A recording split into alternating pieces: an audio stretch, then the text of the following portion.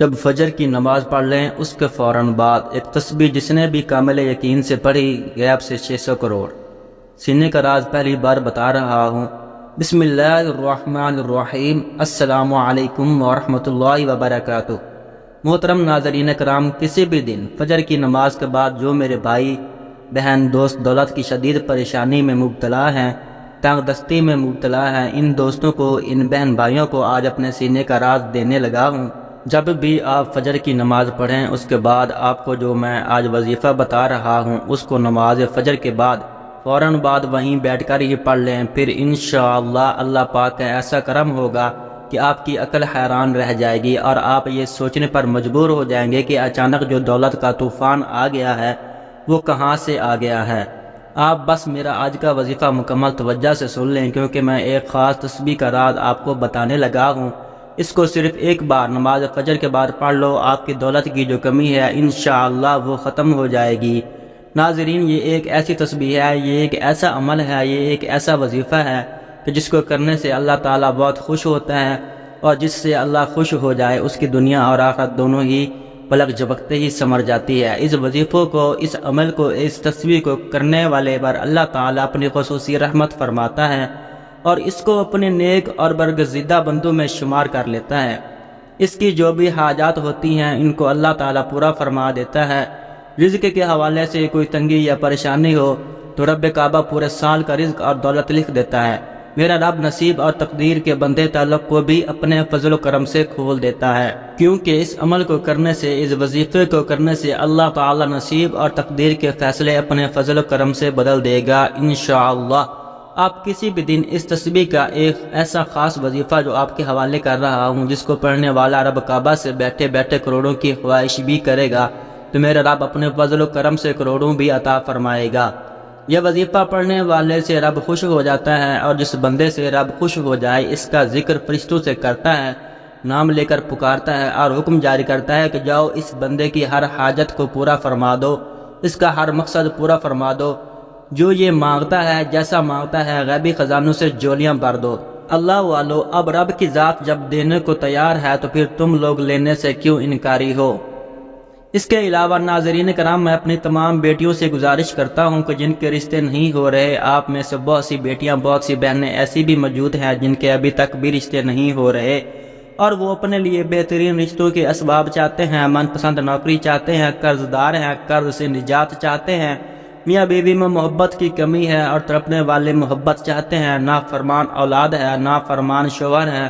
آپ یہ وظیفہ ایک بار کیجئے، جس مقصد کو ذہن میں رکھ کر کریں گے میرا رب اس مقصد کو ایک ہی دن میں پورا فرمائے گا۔ اب رب سے مانگنے کا وقت ہے۔ اب رب کی ذات جب خود دینے کو تیار ہے تو پھر کیوں نہ رب سے ڈھیروں رزق اور پاکیزہ مال و دولت مانگ لیا جائے۔ اگر میں یوں کہوں کہ یہ تسبیح پڑھنے والا خوش قسمت ہے، یہ تسبیح پڑھنے والا پہاڑ جتنا خزانہ بھی مانگے گا تو ایک دن کے اندر مل جائے گا انشاءاللہ۔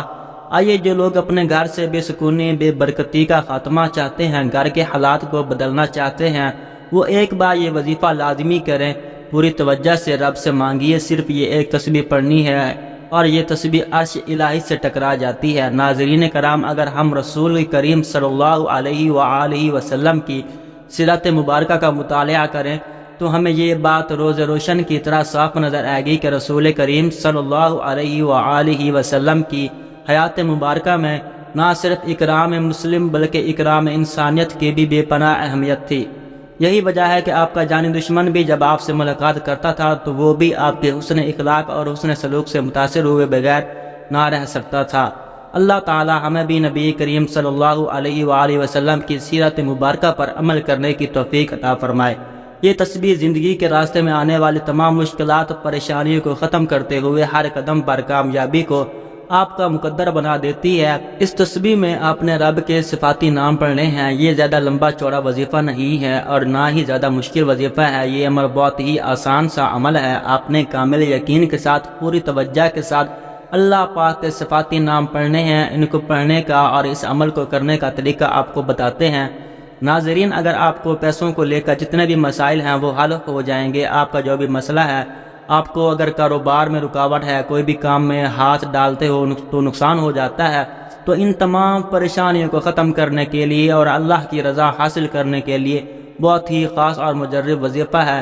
تو آپ سب سے پہلے نماز فجر ادا کر لیں، بالکل جو طریقہ بتا رہا ہوں اسی طریقے سے آپ کو یہ عمل کر لینا ہے۔